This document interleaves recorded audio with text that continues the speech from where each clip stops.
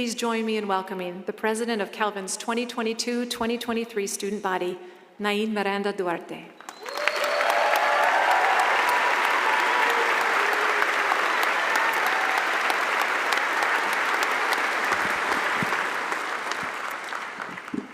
Thank you.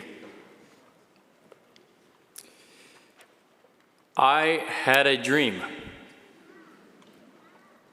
I had a dream that I would be graduating from a world-class university one day.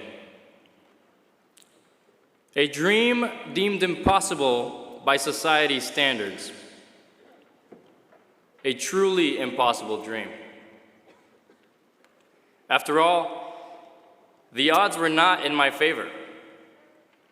I was born and raised in the slums of Managua, Nicaragua, where the poverty rate at the time was 17.8%, according to the World Bank. This number, which is determined by the percentage of individuals in the population that make less than $2.15 a day. Now, to put this into my family's context, my parents had a combined income of only $50 a month, which amounts to only $1.67 a day.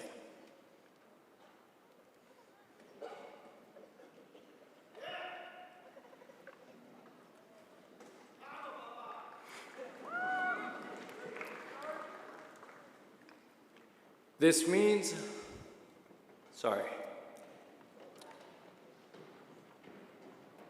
that my parents were feeding a family of 7.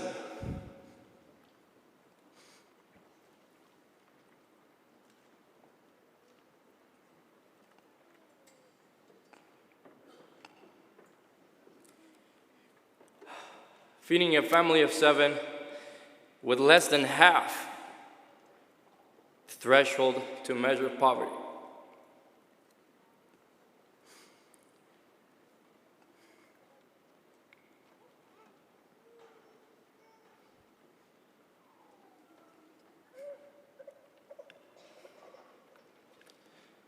Growing up, I only had one pair of shoes. They were called rhinos. Now, they're like the Nokia shoes, completely indestructible. And my mom would always buy the shoes about 6 sizes too big so that I could use it for the next 3 years. Thank you, Mom. So I stand here today by the grace of God.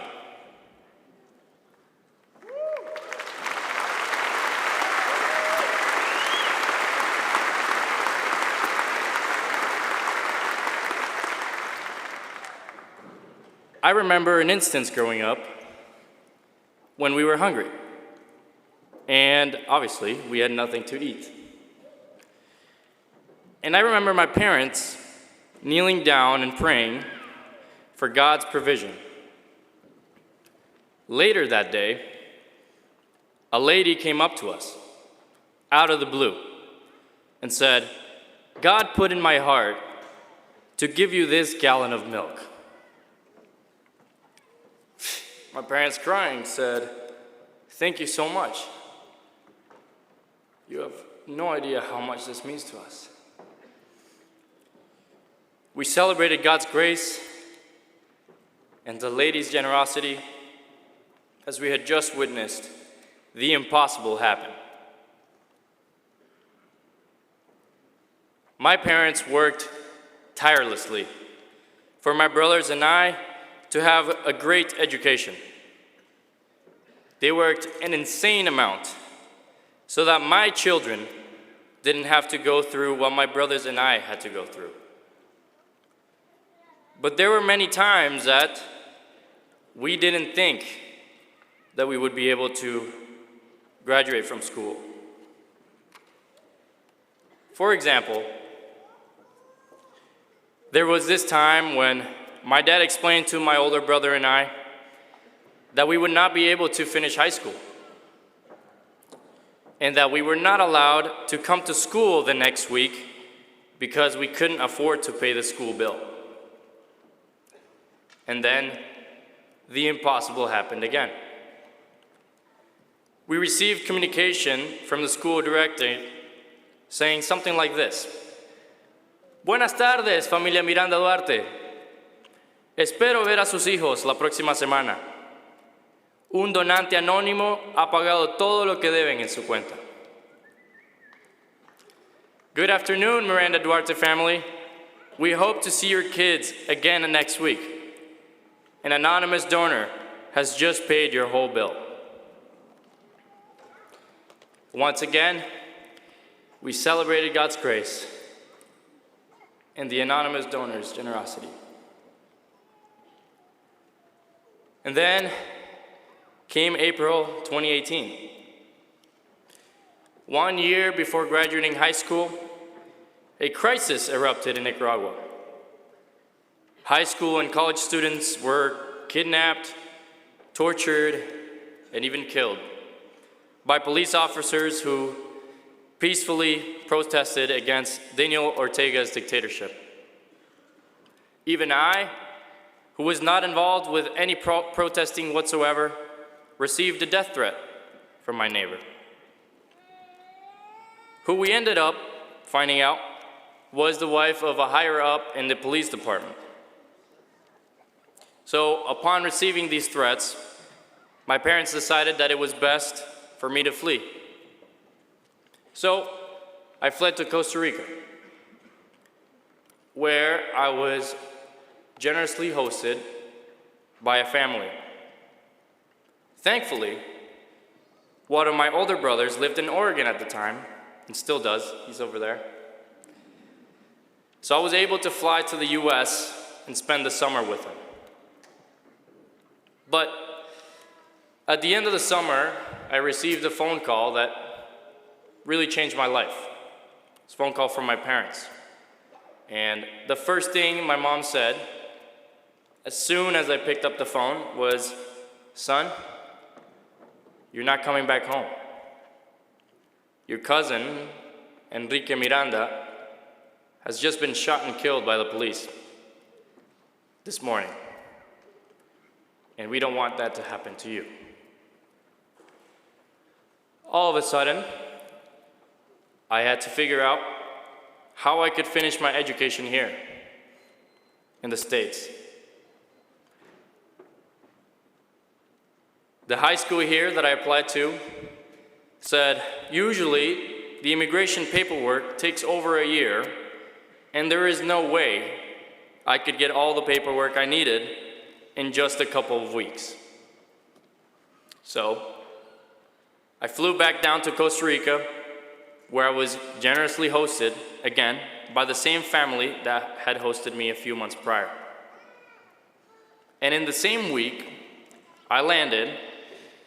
All the immigration paperwork was sorted out. And I was now able to continue my education here. I was able to finish high school. Once again, an impossibility made reality. And as I was considering where to go to university, I realized that the impossible needed to happen again. Calvin and other schools had offered me a generous amount of aid, but was still not enough for me to make it. I didn't know if I was going to college or not, because I couldn't afford it.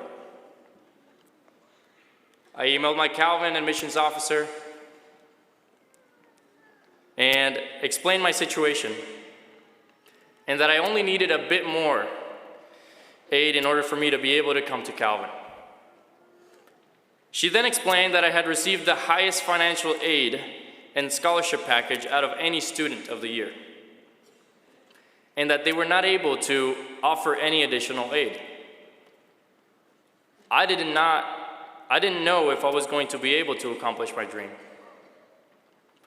I didn't know if I could even make it to college.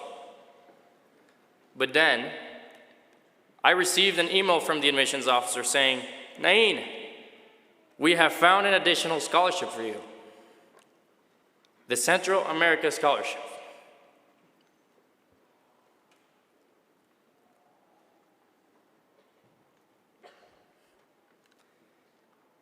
The impossible happened yet again. God's grace was shown to me by the Louders family.